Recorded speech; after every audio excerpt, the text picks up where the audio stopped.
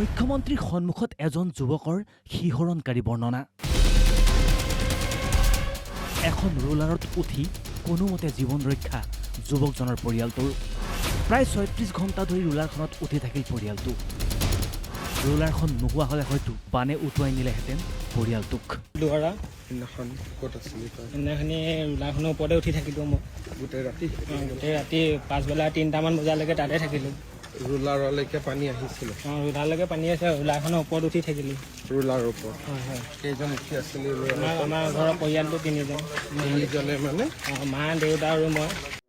নাজিৰাৰ এটা দুৰ্ভগীয়া পৰিয়ালৰ কাহিনী এয়া। কাহিনী বৰ্ণনা কৰি থকা যুৱকজনৰ নাম উৎপল দুৱৰা। পিতৃ মাতৃসহ সেইদিনা ঘৰতেই আছিল উৎপল। দুখীয়া হ'লেও উৎপলৰ পৰিয়ালটোৱে খেতি কৰিয়েই আগুৱাই নিছিল জীৱনটো।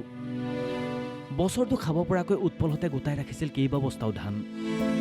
কিন্তু কোনে জানিছিল হঠাৎ অহা বলিয়া বানে শেষ কৰি পেলাব উৎপলহঁতৰ ঘৰখনৰ সপোন।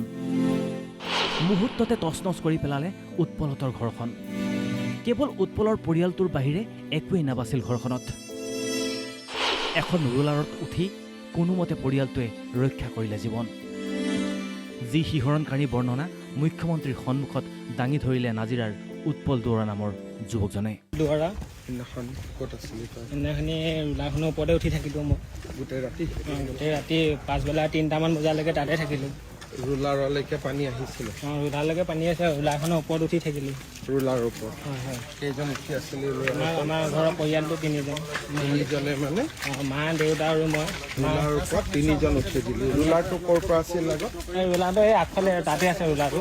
ৰোলাৰ আগৰ পৰা আছিলে? আগৰ পৰা ৰখি আছিলে তাতে। মাক আৰু দেউতাক উঠালোঁ মানে। যেনে তেনে মানে মানুহকেইটা বাচিলোঁ। ঘৰৰ মানে একো নাই আৰু অৱস্থা। ঘৰটো ভাঙি গ'ল? ভাঙি গ'ল, অৱস্থা নাই। উৎপলহঁতৰ ঘৰখন এতিয়া চাব নোৱাৰা অৱস্থা। বিচনাৰ পৰা নামিয়ে এতিয়া বোকাৰে উৎপলহঁতৰ ঘৰখনৰ জীৱন আৰম্ভ হয়। বোকাতেই ৰান্ধি খাবলগীয়া হৈছে ভাত। গোহালিটো এতিয়া উকা উকা। উৎপলৰ কথাবোৰ মুখ্যমন্ত্ৰী ডক্টৰ হিমন্ত বিশ্ব শৰ্মাই অত্যন্ত মনোযোগেৰে শুনি দুখবোৰ বুজিবলৈ চেষ্টা কৰিলে আৰু আশ্বাস দিলে। এই 15,000 টকাটোত নাম আহিছে নে? আহিছে কিন্তু পোৱা নাই এতিয়ালৈকে। পাই যাবি এতিয়ালৈকে পোৱা নাই। এটা যি পাৰোঁ মই সহায় কৰি থাকিম, চিন্তা নকৰিব। অশেষ ধন্যবাদ আপুনি আমাৰ গাঁৱলৈ অহাৰ কাৰণে। কি কৰিবি আৰু ইমান বেয়া দিন আৰু পিছত আকৌ আহিম হা বাবা। ঠিক আছে। এতিয়া এনেদৰেই পোহৰলৈ আহিছে যোৱা 19 জুলাইৰ পৰা অহা পলয়ংকৰী বানৰ সেই জীয়া কাহিনীবোৰ। Bureau report, Assam live 24।